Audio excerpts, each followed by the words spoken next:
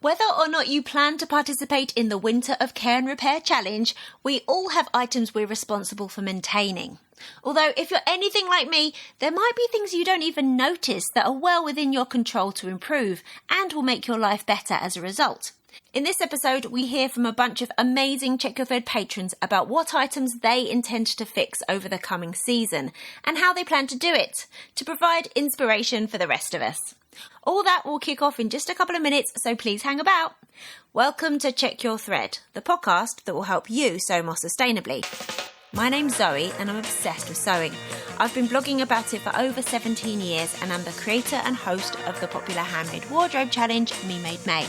But, like many people, I've become increasingly concerned about the climate and ecological crises, and I'm looking at the way that my lifestyle contributes to them. So in this podcast, I'll be nerding out about making clothes whilst exploring how to minimise the negative impact that it may have. I really hope you'll join me in this journey. Hello, lovely one. Thank you for listening today. So this is the penultimate episode before I take my standard 2 weeks off of making episodes for Christmas. I need to take a break to play a lot of board games, and all those mince pies are not going to eat themselves. I might even get some sewing done over the break if I'm lucky, and I hope that you are lucky in that way also. If you celebrate Christmas or anything else at this time of year, I hope it's not feeling too overwhelming or too wasteful for you.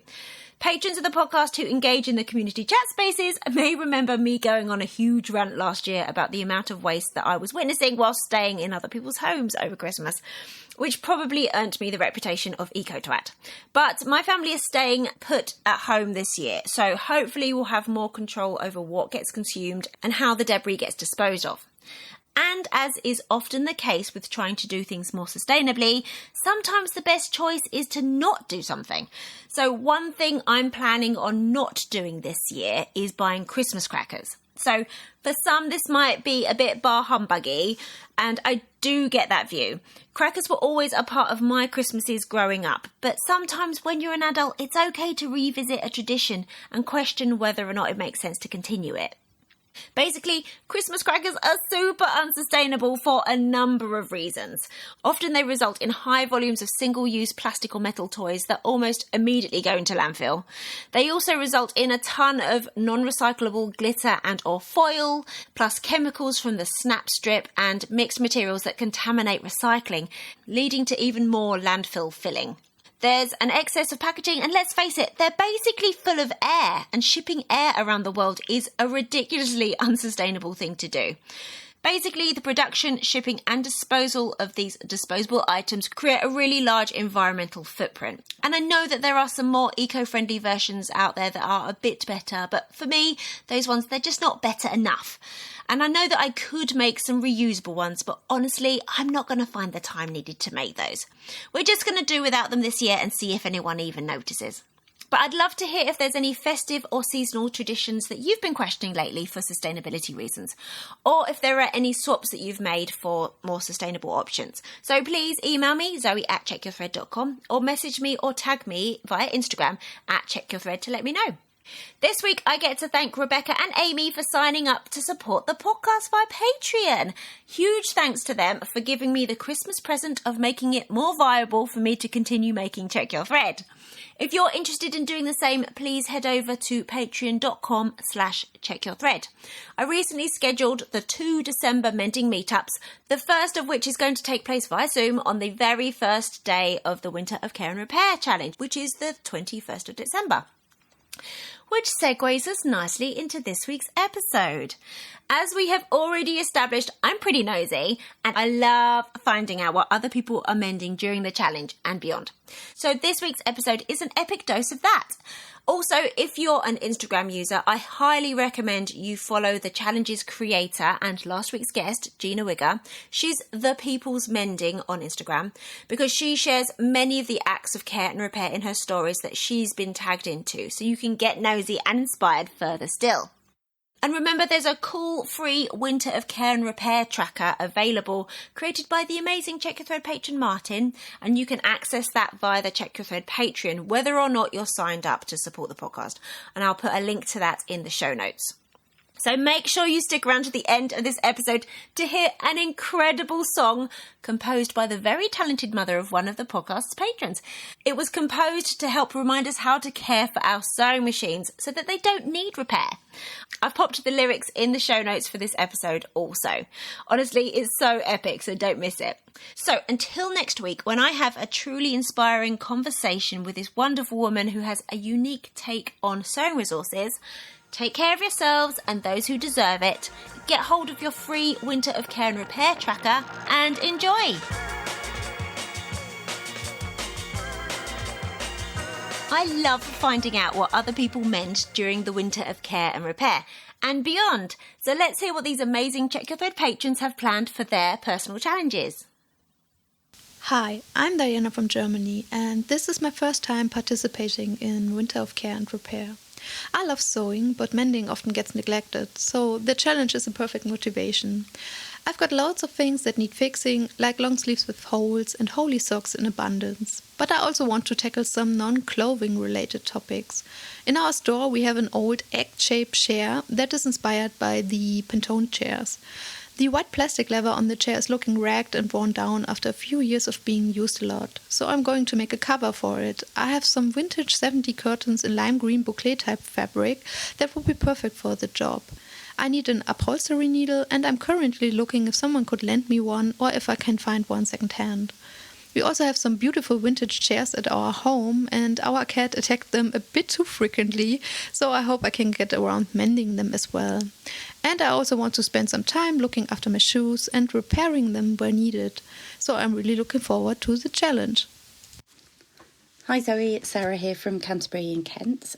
Some of the things that I'm planning to do for Winter of Care and Repair is to see how I can patch and repair the worn fabric on the driver's seat of my car where it's been worn through with us going in and out, and the foam is starting to come through. It's done 150,000 miles, so I kind of feel it's worth trying to look after it for a little bit for longer. And another thing I've got is a couple of coats, one's bought and one's me made, both over 10, 15 years old, and the lining's going on both of those, so I want to try and figure out how to repair that. It's a new learning experience for me. And the third thing I plan to do is to take a box of stuff that can help people repair stuff to my office and have space there for people to be able to do it. I've helped a couple of colleagues over time over the last year repair some things which are really precious to them, so I thought it would be really nice to be able to have a kit there and ready to go with some basics. Thanks ever so much. Bye! Hi Zoe, it's Nikki Slade here from West Dean near Chichester in West Sussex. Thinking about the Winter of Care and Repair, I did do it last year but in a very kind of informal way. Being an obliger/rebel, I'm not good with challenges, but what I did find was that thinking about the Winter of Care and Repair made me notice things that I could care for or repair, whereas I might have otherwise skated past them in the busyness of life. So this year I've noticed that one of my oven gloves, the bias binding all round the edge of it, could be replaced because the rest of the glove is absolutely fine. So I just need to either make or buy some bias binding to do that. In the summer, a bracelet broke, just a glass bead bracelet, so I've already bought some new elastic to repair that. So, and I've had one go at it, but I made the elastic too short and it was too tight, so I need to have another go at that. And then my waterproof coat needs re-waterproofing, so in the care aspect of things, I'm going to be making sure I do that. But again, I think what I will notice the most about doing the challenge is just opening your eyes to things that could be cared for or repaired, rather than just that stab of annoyance when something isn't quite right, but that you never quite get as far as repairing it. So that's my take on it. Hope that's helpful. Thanks. Bye. Hi Zoe, it's Martin from Gloucestershire here. Just like last year, I'm not going to try and do something every day because I tend to do things in spurts, but I've made my list with all the slots for days, so I'm going to fill something in every day.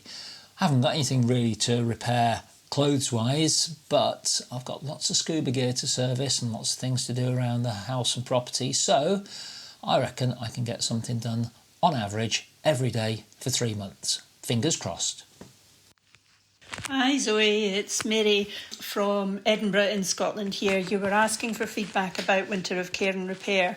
I have started to do it 2 years. The previous year I really enjoyed it and was desperate to do it again. And last year, unfortunately, when I started, life got in the way and I didn't get very far with it. But I'm really looking forward to having another go this year.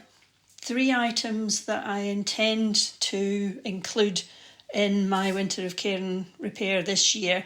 One of the things that I always include is passing on garment repair skills, because that's something that I do on a regular basis and absolutely love, and it's good that it can count towards my Winter of Care and Repair as well.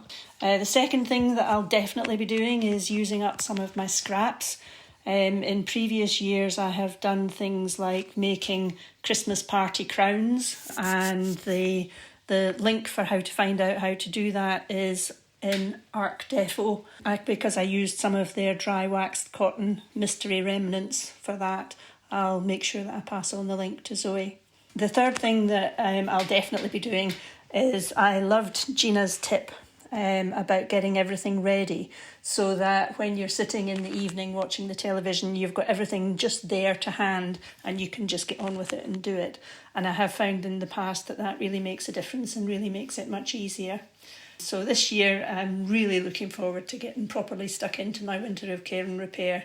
And thank you very much to Jeanna for starting it, because I absolutely love it. And thanks, Zoe. We'll speak soon. Bye. Hi, this is listener Marie calling in from Portugal. This is my 3rd time participating in the Winter of Care and Repair. Generally, I'm pretty good about keeping up with my mending pile, so instead of repairing, I tend to think of this challenge as a way to improve my current wardrobe. So if there's an item that I don't wear as much as I think I could, I think about what I could change so that I wear it more. Could be as simple as bringing in my leather shoes to get polished, altering a garment. In the past, I've dyed garments to colors that I like better. And in many cases, for me, it's about adding a pocket to an existing garment or even bag. Also in the past, I've sewn in loops in the back of my jackets so they hang better, which is something you don't notice until it's actually wintertime. A couple of projects that I hope to work on in the upcoming months include one garment that I altered last year. I made too short, and visually it doesn't look too short. However, when I walk, it rides up a little bit. So I need to figure a way to solve that. I'm thinking with the trim that I cut off, I might add that to a pair of biker shorts. So that way I can wear the biker shorts under the dress. The other thing that I've been wanting to do is I bought this jacket years ago that happened to have these straps sewn in the inside of the jacket. So when you're walking, you can take the jacket off and wear just the straps, and it looks almost like you're wearing a backpack from the front. It's not the most aesthetically pleasing solution, but here in Portugal, there are a lot of hills to climb up and down. So it would be nice to be able to do this to some of my existing jackets so I don't have to hold the jacket in my hands. Besides that, I'm just going to keep adding pockets to my clothes that don't already have them. All right, thanks. Hi Zoe, it's Andrea and I'm in France, and this will be my 2nd time trying to do Winter of Care and Repair. In terms of the house and garden, we've got a lot of work that we need to sort out. So it's a question of planning, really. What can we do ourselves? How much will it cost to have other people do those jobs? But we need a few things doing to the house. In terms of crafting, I need to have a really good sort out of my stuff. And that will actually help my brain, because I tend to procrastinate when I've got too many ideas buzzing around in my head. So I need to actually sit down and find the repairs, as well as the alterations and other works in progress. And I think I'm going to need to spend far less time on Instagram as well. In terms of myself, It's a bit of a cliche, but I'm going to do dry January again, which I did last year successfully. I didn't have a drink until, even March, end of March, or the end of Winter of Care and Repair. And I'm also going to try and carry on doing the Couch to 5K running program, which is more of a shuffling program in my case at the moment. We'll see how that gets on. Anyway, there you go. This submission is from Anarad from South Wales, who was poorly and not able to record her submission. Anarad writes, I started Winter of Care and Repair last year for the first time and quickly got derailed from my original plans by quite a few hefty life events that came in quick succession in the new year. So I'm excited to try again this time. I'm quite short on time, like most people, so I've planned 3 rather broad categories of mending and caring, which I keep putting off in favour of other things, in the hope that it will encourage me to make time for them, as I really do enjoy all of these things. I bought a house a couple of months ago and a few areas are in need of attention, so my first category will be to mend or care for an object or area in my house or garden. I've set myself up with some basic tools and materials that will help and plan to focus on this category around twice a week. My second category is textiles, including clothing obviously, and I have a good stash of threads, patches and a lovely darning loom all ready to go for this part, as well as a growing mending pile that I've been neglecting recently. My final category is to care for my own physical health, as this is another area I'm guilty of neglecting. So to give myself a good chance of success, this can be as simple as a short walk or some yoga, or any form of exercise I can squeeze in whenever time allows. Good luck to everyone participating. Hi Zoe, it's Bea here from Guildford in the southeast of England. I haven't done a Winter of Care and Repair yet. It's kind of scared me before because it's like quite a long-term challenge, but I'm going to see if I can give it a go this year. My understanding is that there's sort of 3 elements to it. There's the, fixing things, there's the self-care, and there's thinking about community. So in terms of things to repair, those are likely to be undies, knickers and tights, but as you know, Zoe, I have a coat that has some very worn leather buttons and I've just bought some brand new buttons to replace them. So that's going to be a job that I need to do. I'm also going to go through all of my reusable shopping bags to make sure that they're all still fit for purpose. And apart from that, I'm going to try and be a bit more aware and notice more what needs fixing up and then actually fix it. In terms of self-care, I'm going to try and help my poor aging body by doing some stretching and relaxation morning and evening, just because I spend my working life hunched over a hot laptop and it's not good for anybody, is it?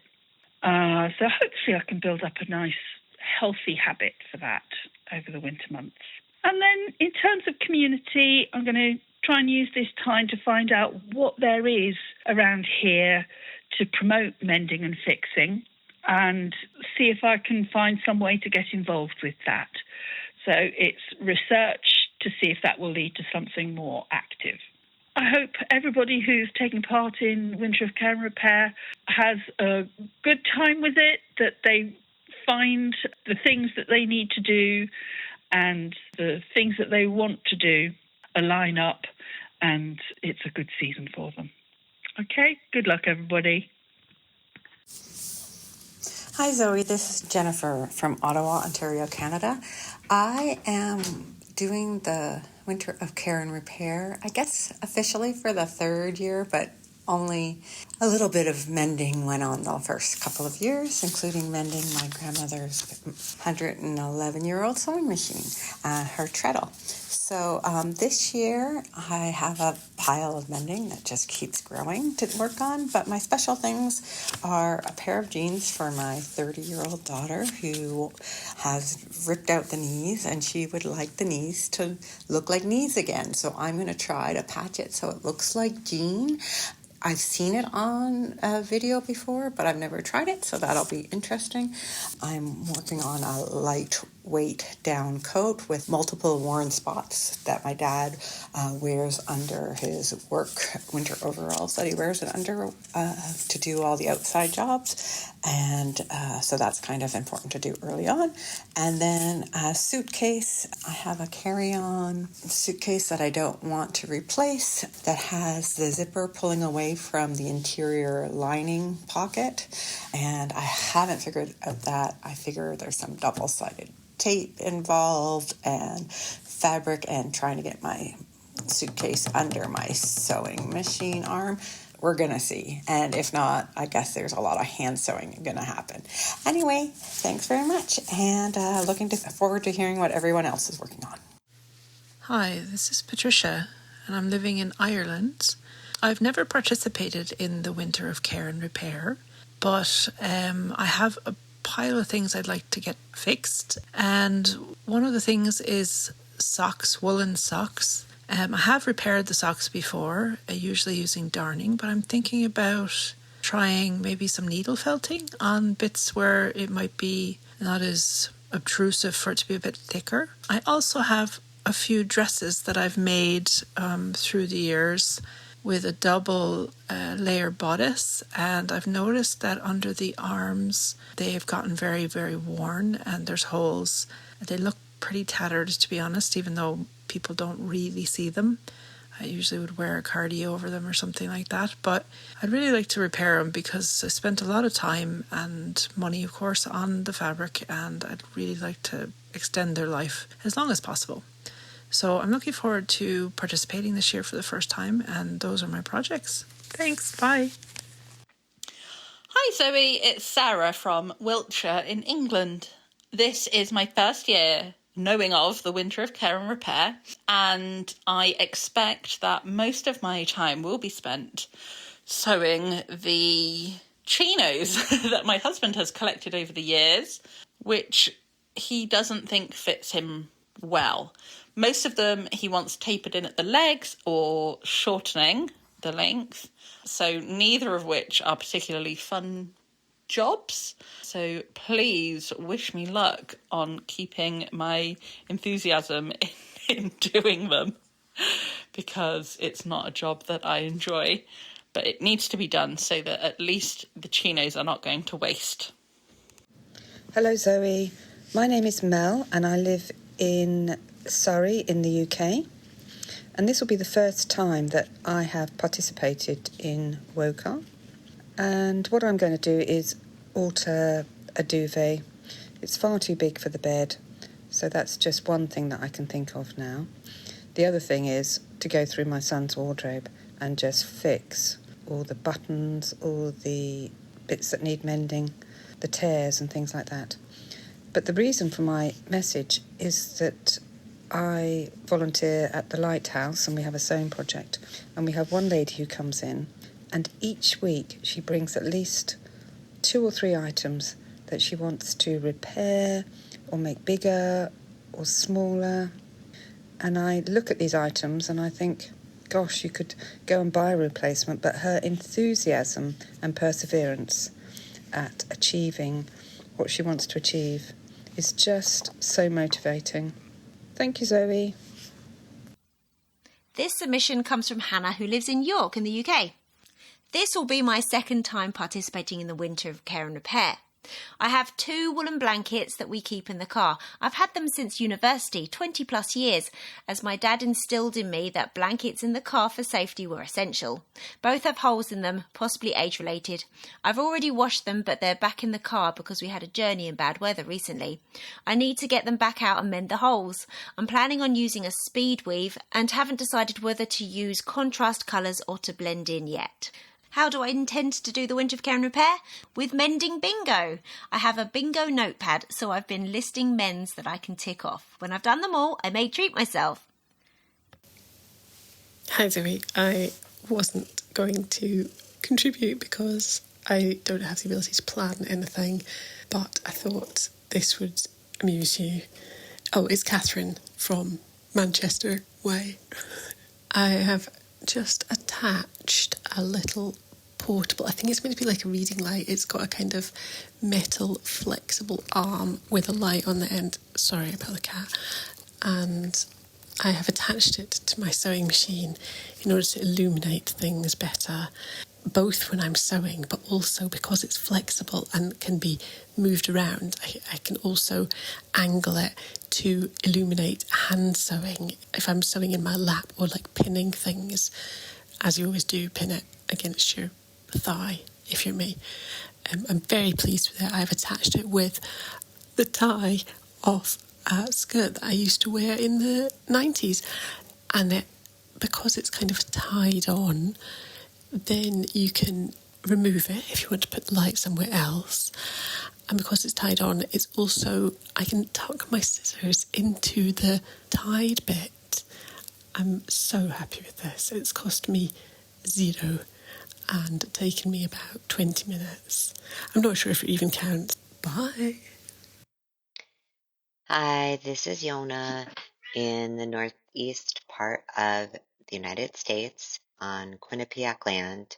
And this year for the Winter of Care and Repair, I'm going to be focusing on caring for my sewing machine so that it does not need repair. I've dipped in and out of Winter of Care and Repair the past year or maybe two, and I've done some really great repairs, and it's been so helpful to have a structure, but I haven't been consistent or maybe necessarily aimed to be that consistent.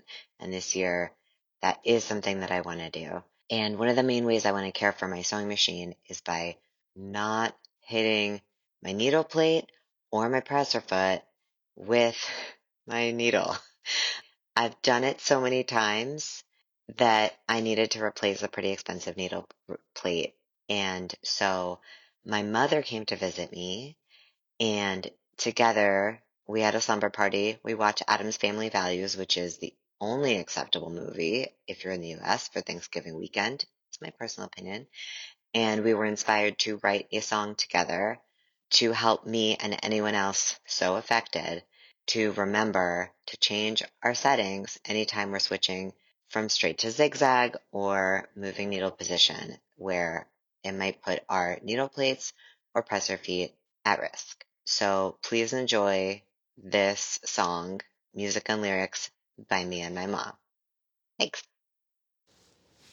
Da-da-da-dum, da-da-da-dum, da-da-da-dum, da-da-da-dum, da-da-da-dum, da-da-da-dum, da-da-da-dum, da-da-da-dum, da-da-da-dum, da-da-da-dum. Your needle's on location to sew a new creation. Your stitch is at its station. You're ready for success. But when you change your setting, there's something you're forgetting. The way that you are heading, you're gonna make a mess. Da-da-da-da. Needle plate. Da-da-da-dum. In a state. Da-da-da-dum. Da-da-da-dum. Da-da-da-dum. Not great. Yes, something needs attending. Your presser foot is bending. Your needle plate needs mending. You made a wee mistake. Your presser foot got busted. Your needle plate combusted. You're angry and disgusted. Your head's begun to ache. Da-da-da-dum. Too loose. Da-da-da-dum. Bent screws. Da-da-da-dum. Da-da-da-dum. Da-da-da-dum. Bad news. When next you change your stitching or needly positioning, be sure to check for switching. Don't leave them in between. Just dust off your pajama till you are feeling calmer, and put to rest the drama, your trusty sewing machine. Thanks everyone for submitting your plans for Winter of Care and Repair. I wish you all a ton of success. Personally, I was so inspired by the submissions that included a pledge to help others keep their items in use for longer, whether that's by doing the repairs on their behalf or teaching mending skills so that others have the knowledge to do it themselves. I hope that this selection of submissions has given you ideas and motivation to keep your own items in use for longer. And whether or not you choose to engage others about mending their things, you'll be an amazing example nevertheless. Thanks so much for listening. I really hope you enjoyed this episode and are left feeling inspired. For more info about the podcast, including show notes for this and every episode, head to checkyourthread.com. I'd love to hear from you, so if you have any comments, questions or ideas for future episodes, please get in touch by emailing zoe@checkyourthread.com or find me on Instagram @checkyourthread. Massive thanks to Patrick Potter for production support, to Sylvia Seller for the awesome logo design, and to Simon at Palm Skin Productions for the music. This ad-free podcast would not be possible without listener support, so if you feel you are able, please consider signing up to the Check Your Thread Patreon. For the equivalent of buying me a coffee each month, you'll be making it possible to continue producing regular episodes. Links can be found in the show notes and on the website checkyourthread.com. I hope you'll listen again next week. Until then, take care. Bye!